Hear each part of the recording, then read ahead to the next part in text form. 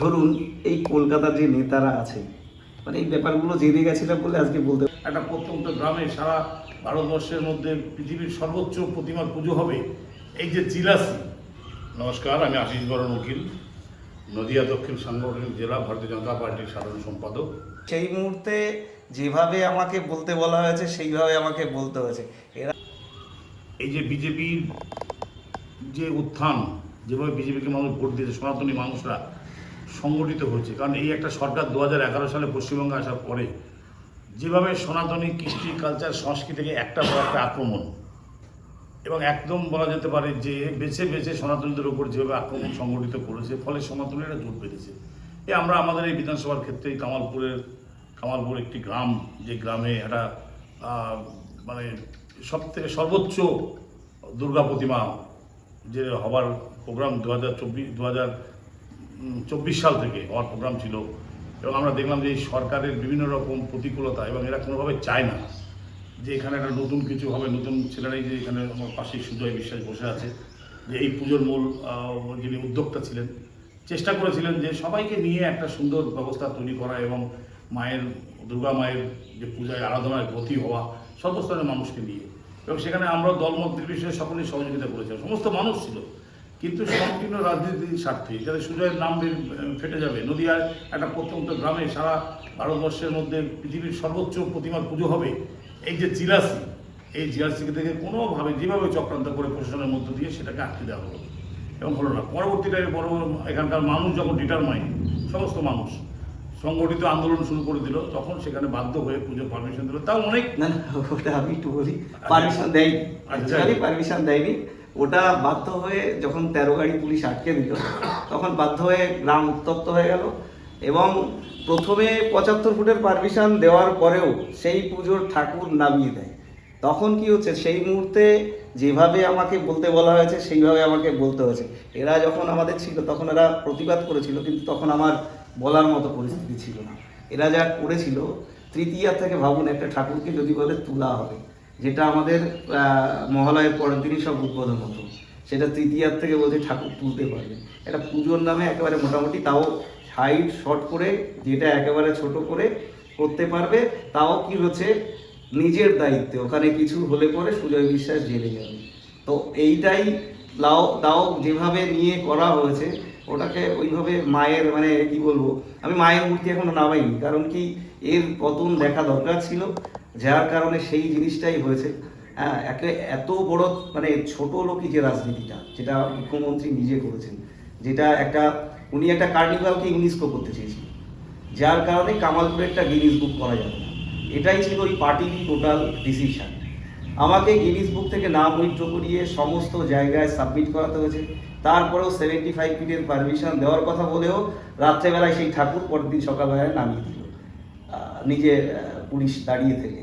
তো যেভাবেই যে কোনো কারণেই ওদের এই যে পুজোর মধ্যে একটা বড় সিন্ডিকেট আছে কাকু, আপনাকে আমি বলবো যে এই পুজোটা কলকাতার কয়েকজনা, যারা কিনা একটা মার্কেট করে বসে রয়েছে, যে যেমনি আছে এর মধ্যে একটা আলাপ একটা, আমি আজকে নাম বলতে বাধ্য হচ্ছি, কারণ এই পুজোটাকে তারা করেছে, এর আগের বার ইউনেস্কোর গল্প বলেছে, হেরিটেজ করেছে, কিন্তু সেই ইউনেস্কোটা হয়েছে শুধুমাত্র কিন্তু সেন্ট্রাল গভর্নমেন্টের জন্য, যেটা মমতা বন্দ্যোপাধ্যায় এতদিন ধরে পুরো অস্বীকার করে মানুষকে বোকা বানিয়ে এসছে। আমাদের মাননীয় প্রধানমন্ত্রী কিছুদিন আগে একটা ভাষণে বলেই দিয়েছে, সেন্ট্রাল গভর্নমেন্টের সাহায্য ছাড়া ইউনেস্কো এখানে হতো না। কিন্তু সেই একই লোভে মুখ্যমন্ত্রী এই বছর কার্নিভালটা ইউনেস্কো করবে বলে, যার কারণে কি একসাথে দুটো করলে ওনার 26-এ ভোট ছিল, এটাই আমাকে বলা হয়েছে 26-এ ভোট আছে, তাহলে যদি কামালপুর একটা অত্যন্ত গ্রামে গিনিস বুক চলে আসে, সেটাও একটা ওয়ার্ল্ড রেকর্ড। তো অতএব ওটাও হতে দেওয়া যাবে না। মুখ্যমন্ত্রী যেহেতু 500 কোটি টাকা দেওয়া হয় সারা বাংলার পুজোকে, তো উনি তখন নিজেকে এত মানে কি বলবো, আমার তো মনে হয় একটা নিকৃষ্ট যদি বলেন মহিলা, সেই আমার সেটাই মনে হয়। কারণ কি, যে নিজের স্বার্থের জন্য নিজে মুখ্যমন্ত্রী পেয়েছেন, নিজের সমস্তটাই চাই, মানে নিজে কবি, দেখবেন এখন মানে যা আছে নিজেই বলবেন, নিজেই গায়িকা, লাস্ট গান উনি ভালো গেয়েছেন, আমার যাবার সময় হলো, যা রিল হয়েছে সবাই বুঝতে পেরেছে, লাস্ট গান উনি সুন্দর গিয়েছেন, ওনার মন থেকেই সাড়া দিয়েছিল। তো আজকে বলবো যে আজকে আমাদের যে পরিমাণ প্রেশার দেওয়া হয়েছিল, যে পরিমাণ প্রশাসন দিয়ে প্রেশার দেওয়া হয়েছিল, ইভেন লাস্ট মুহূর্তেও যে পরিমাণ প্রেশার দেওয়া হয়েছিল, কাকুর কাছে হেল্প চেয়েছিলাম যে অন্তত যদি যে সমস্যাটা আমার বাড়িতে আসছিল র্যান্ডাম, তো সেটার জন্য আমি হেল্প ছিল, কাকু সবসময় সাথে ছিল। সেই জায়গাটা অন্তত লাস্ট ভোটের আগেও বেঁচে গেছি, অন্তত বলতে হবে এই আর কি। এই পরিবর্তন তো একটা ঐতিহাসিক ঘটনা। আমাদের রাজ্যে দীর্ঘ 15 বছরের অপশাসন, 34 বছরের বাম শাসন, 15 বছরের তৃণমূলের যে নৈরাজ্য সৃষ্টিকারী শাসন, এই শাসন থেকে মানুষ মুক্তি পেয়েছে। আমাদের নদিয়া দক্ষিণ সাংগঠনিক জেলা, যার 7টি বিধানসভা, 7টি বিধানসভাতেই আমরা এখানে তৃণমূলকে পরাজিত করে বিপুল ভোটে জয়যুক্ত হয়েছি। রানাঘাট উত্তর বিধানসভা, আমি যেখানে বসবাস করি, এই বিধানসভা নির্বাচনী চিফ ইলেকশন এজেন্টও আমি ছিলাম। সবই কারণেই এই বিধানসভা, রানাঘাট উত্তর পূর্ব বিধানসভা নির্বাচনের একটা আলাদা গুরুত্ব ছিল, মাত্রা ছিল। কারণ হচ্ছে এসআইআরে এখানে হিন্দু কমিউনিটির ভোট প্রায় 40,000, মোট 42,000 মতো ভোট কাটা গেছিল। তারপরেও এখানকার মানুষ যারা ছিলেন সনাতনী মানুষ, 2 হাত তুলে আশীর্বাদ করেছে। ফলে এই কেন্দ্রের প্রার্থী অসীম বিশ্বাস, তিনি পুনরায় প্রায় 52,000, 51,000 সামথিং ভোটে জয়যুক্ত হয়েছেন।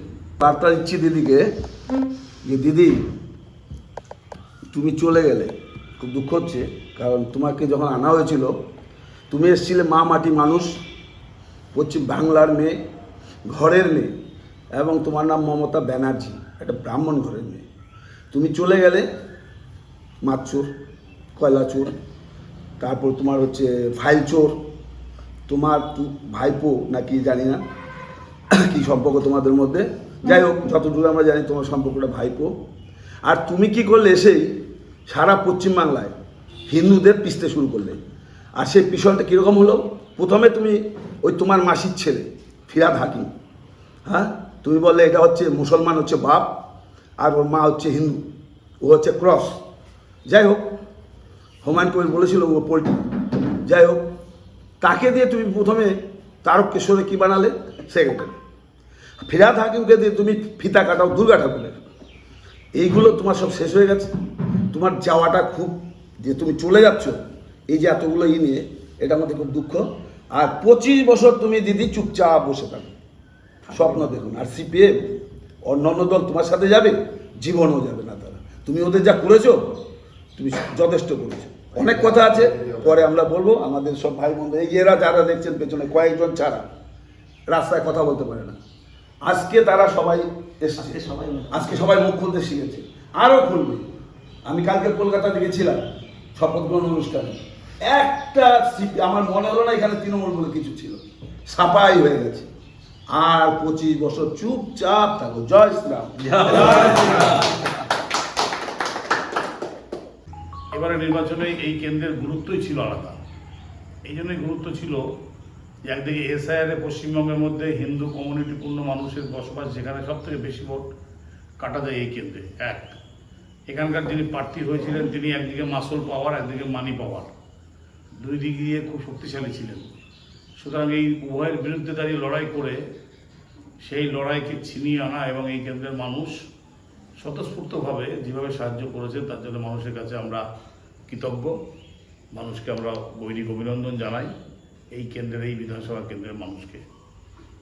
সর্বস্তরের মানুষ, ছাত্র, যুব, মহিলা, কৃষক, শ্রমিক এবং বিভিন্ন কমিউনিটির যারা আছেন, আদিবাসী, তারপরে মুন্ডা, তন্তুবাই, নমশূদ্র, বেশিরভাগই নমশূদ্র, মতুয়া, সব সম্প্রদায়ের মানুষ এখানে একদম স্বতঃস্ফূর্তভাবে ঝাঁপিয়ে পড়ে অসীম বিশ্বাসকে পদ্মভূষণে ভোট দিয়ে জয়যুক্ত করেছে। আচ্ছা, আপনার কি মনে হয় শুধু হিন্দু ভোট কি এখান থেকে পেয়েছে, না অন্য কমিউনিটির যে ভোট রয়েছে সেগুলো এবার স্বতঃস্ফূর্তভাবে দিয়েছে?